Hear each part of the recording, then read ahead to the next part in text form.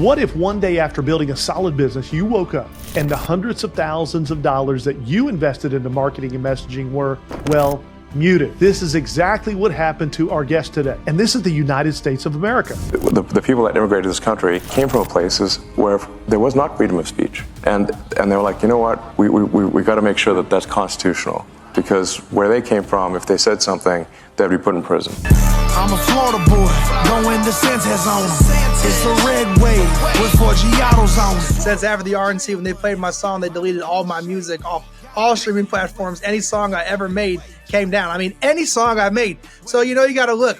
Business people, when we get something that's going, usually it's going to make us money 10 years from now, right? We all know that it's not going to make money tomorrow. We got to invest right to get the bigger bag at the end of the race. If I have songs that are going to pay me till I'm 80 years old or till whatever I pass away, that money's all going to start adding up maybe after the election. But when they wash me, it took 15 years of music away. I'm missing $20,000, $30,000, $40,000 a month coming in. Then I got to restart, go shoot videos, get that one to go, then restart. One of the biggest freedoms we have in the United States as entrepreneurs is our ability to launch just about any type of business we want, decide what the business values are, and then grow it as big as the marketplace will allow. In a recent article in Indeed, they highlighted several key principles to help businesses launch big. But before we go there, you got to get in the right mindset. See, in today's episode, we're going to talk about resilience. This is one of the key factors that really defines people in their ability to be able to keep going. It's one of those things successful people all seem to have in common. And then, of course, there's the principles of knowing the industry and your competitors, building a qualified team and creating a high-quality product, maybe learning how to define your goals and promote your products and services. These are just to mention a few, but have you ever wondered what it would be like if you followed all the business rules that were out there? You ended up building a massive business and then it was just turned off? A more modern question might be, what if all your marketing got you deplatformed, censored, or even deleted? Let's hear what Elon Musk has to say about this. The degree to which old Twitter was basically a sock puppet of the government was ridiculous. It seems to me that there's a very severe violation of the First Amendment in terms of how much control the government had over old Twitter, and it no longer does. So, there's a reason for the First Amendment. The reason for the First Amendment for freedom of speech is because the people that immigrated to this country came from places where there was not freedom of speech. And they were like, you know what, we got to make sure that that's constitutional. Because where they came from, if they said something, they'd be put in prison. Or there'd be, something bad would happen to them. So, and freedom of speech, you have to say, when is it relevant? It's only relevant when someone you don't like can say something you don't like, or it has no meaning. And as soon as you sort of, throw in the towel and concede to censorship, it is only a matter of time before someone censors you. And that is why we have the First Amendment. Think about it. What if one day after building a solid business, you woke up and the hundreds of thousands of dollars that you invested into marketing and messaging were, well, muted? This is exactly what happened to our guest today. And this is the United States of America. But even so, social media certainly has been going down this slippery path. Example, if you own a business that's thriving and you begin to express certain values or beliefs, all a social media company needs to do now is to disagree and say that it's misinformation, which oftentimes turns out not to be true, and they can stop years of brand building, marketing, and relationship connections. Forgiato, yes, that's his name, came from an entrepreneurial family. About a decade ago, he kicked off his music career, and just this past month at the Republican National Convention, he was featured as key music for the event. Soon after, yes, he was canceled, with years of business and potentially millions of dollars now in limbo. Many are saying, how can this be possible? And if it's happening to him, are we headed down a road all entrepreneurs should be worried about? Now let's hear from someone that's determined to take their business to the next level despite all of this nonsense.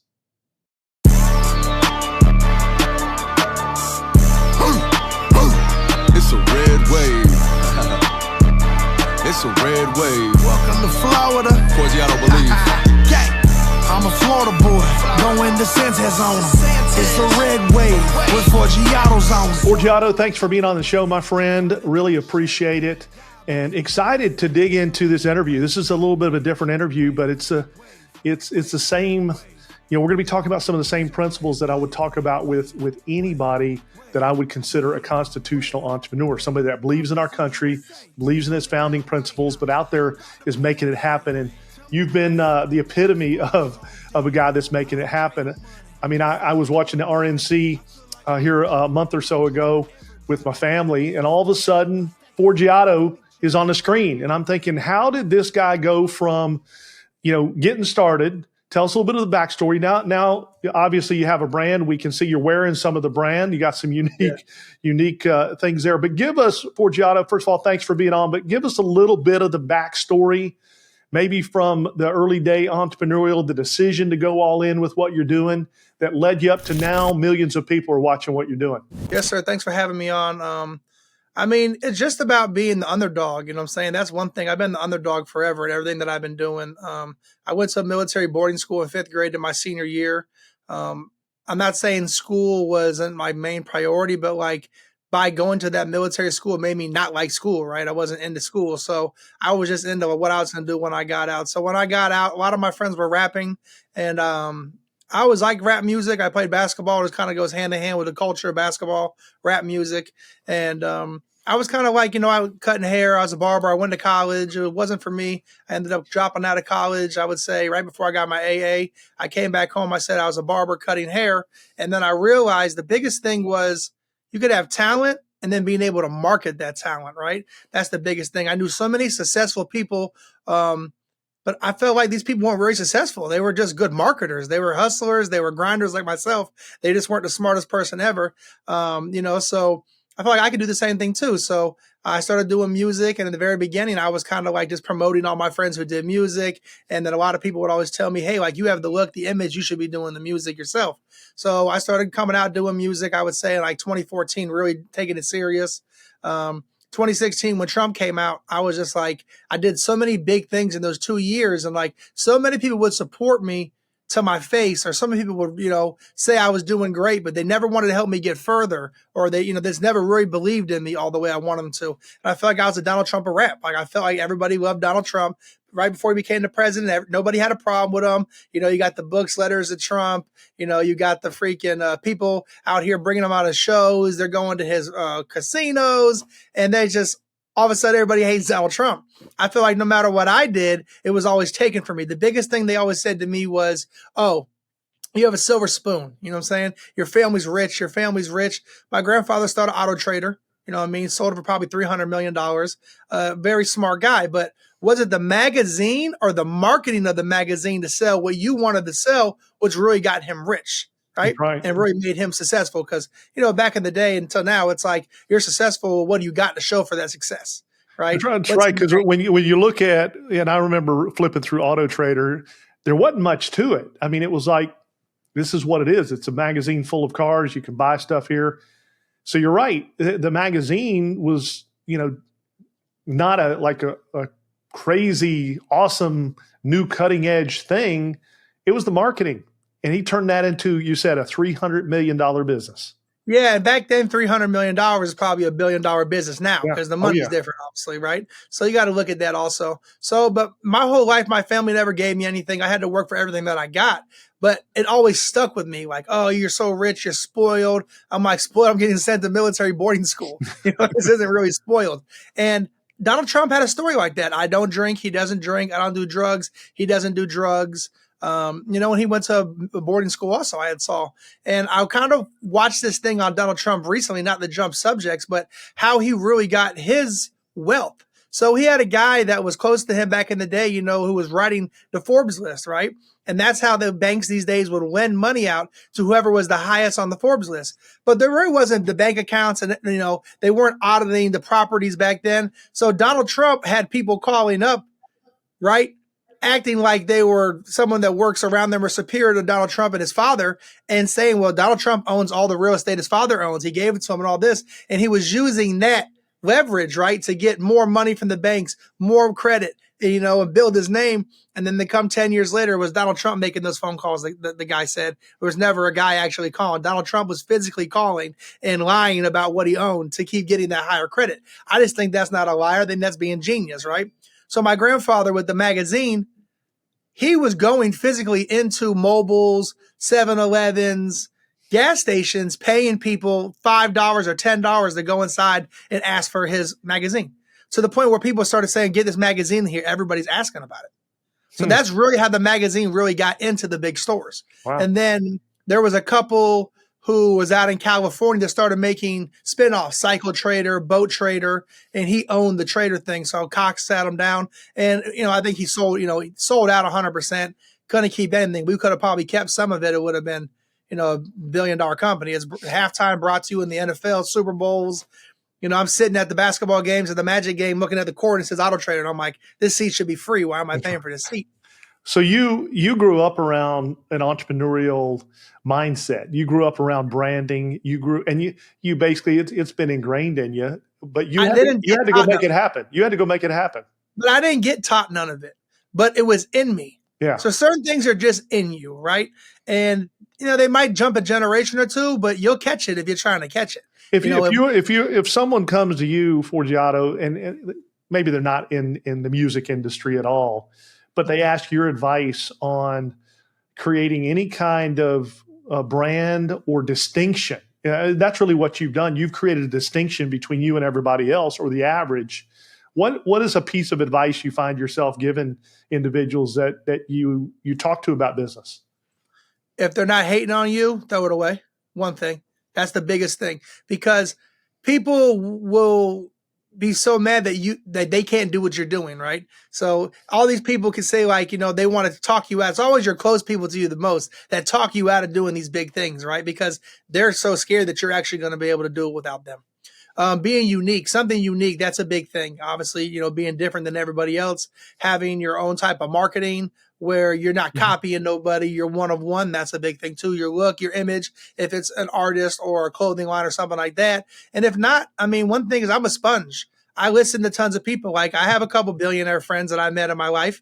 And at first I was hustling off credit cards. I was maxing out credit cards to pay for my videos. I'm like, well, if I can't get the money, because like a lot of people think they get signed to a record label, right? And you go to a record label and they give you all this money and you're rich forever. No. You sign to a record label, whatever they give you that day, they start taxing immediately.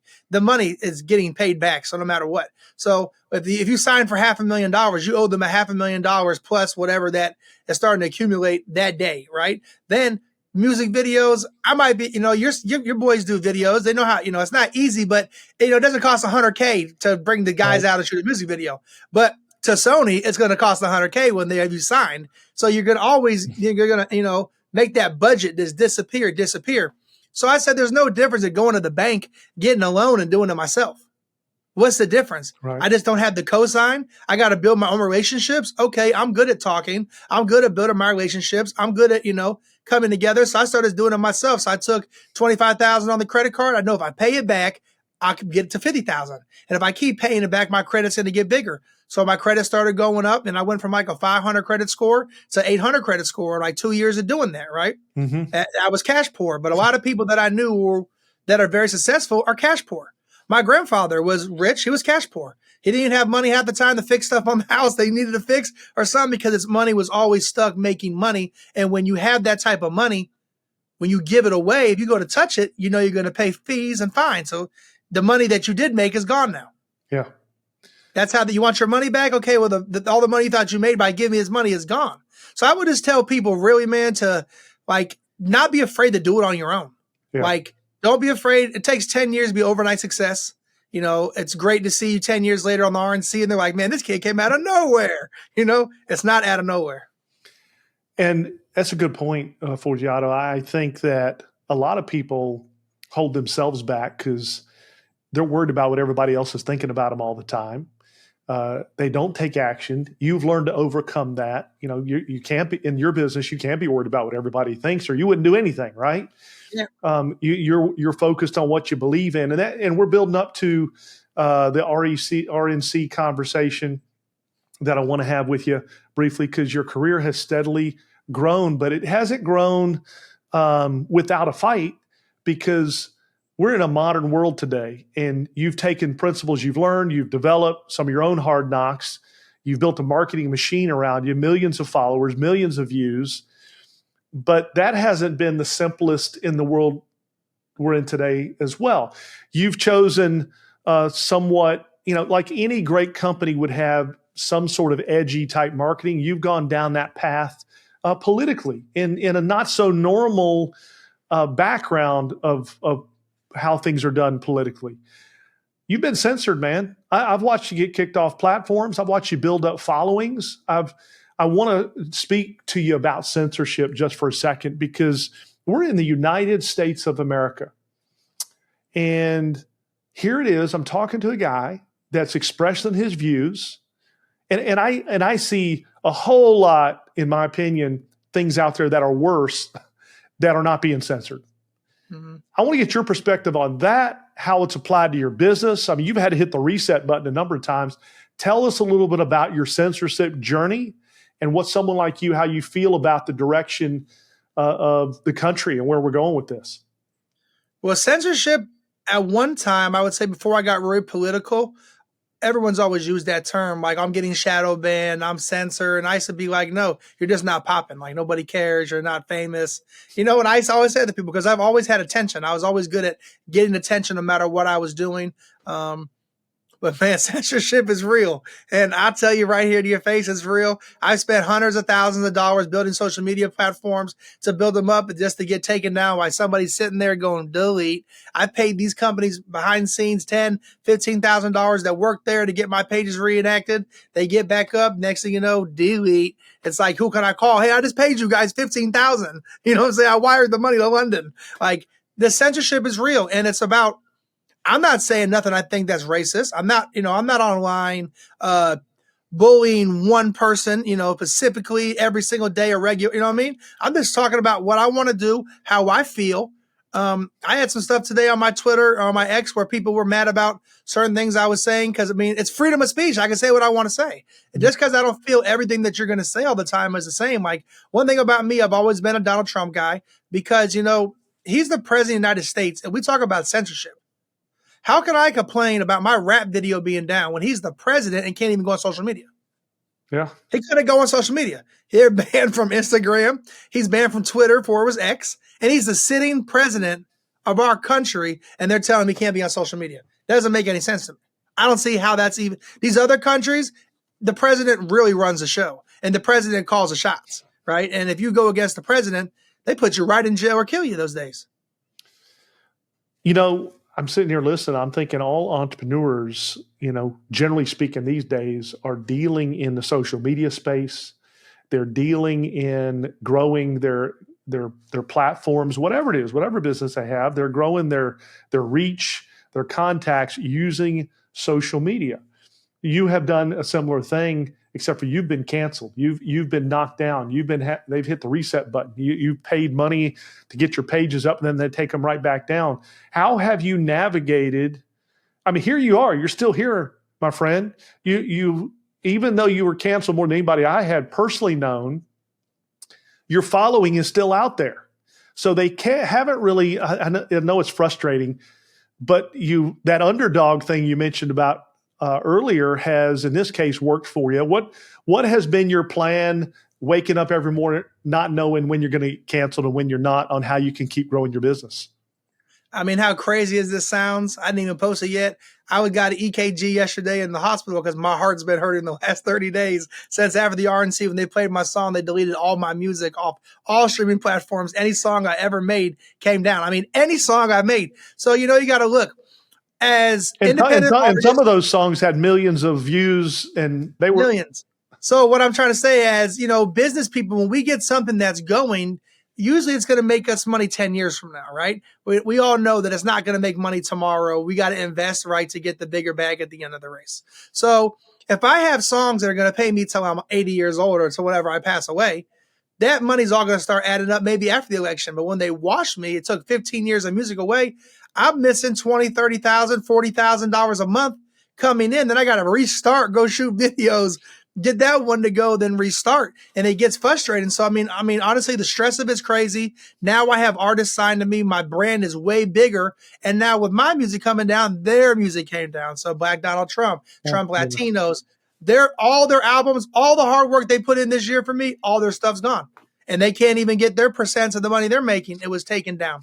And that's a scary thing that they could just do to you, right? But the biggest thing is that's the difference of us being entrepreneurs than selling out to the Big Ten.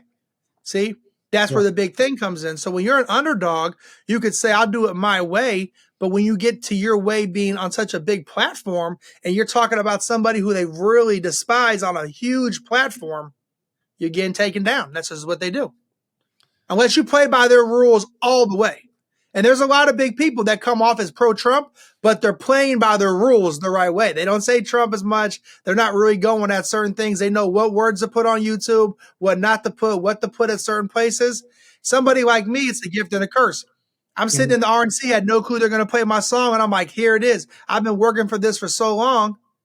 Then the next morning, have it deleted, everything banned, and they forget about you a week later, and you're back to scratch, waiting to figure it out. Forgiato, that is it's a story of entrepreneurial persistence and tenacity as well. And that is a principle that makes people that are successful have that quality. And obviously you're living it right now. You're having to hit the reset button, figure out how to navigate. And man, it was really neat to see you there on the RNC. I hate that triggered a reset for you again, but I got a feeling that you're going to make a bigger comeback than what you even had before.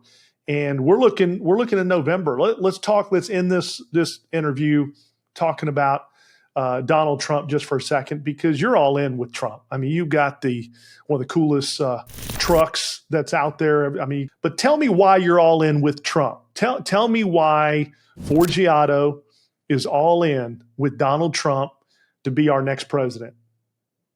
Because I have a lot of respect for people who go against the grain like I do, who are also underdogs.